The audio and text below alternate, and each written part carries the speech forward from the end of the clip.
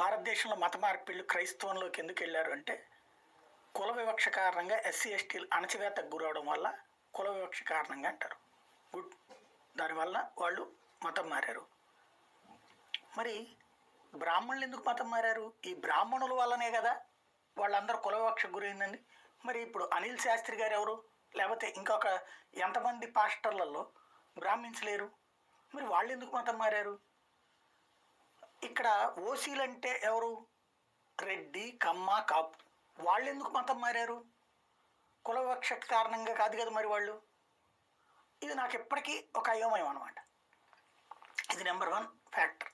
ఇది బూతులు తిట్టుకోవద్దు, చర్చించుకుందాం.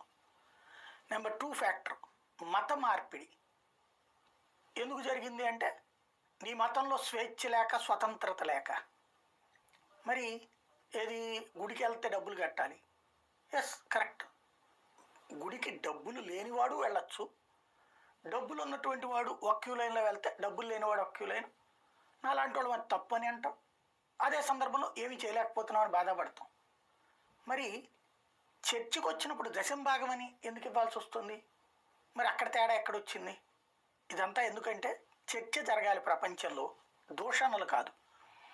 ఇప్పుడు ఏదైతే ప్రపంచం మొత్తాన్ని ఇస్లామిక్ సామ్రాజ్యం చెయ్యాలనుకుంటూ సాగినటువంటి హమాస్కి సంబంధించిన వ్యవస్థాపకుడి కొడుకు మొసాబ్ హసన్ యూసఫ్ తాజాగా క్రైస్తవంలో కన్వర్ట్ అయ్యాడు. తను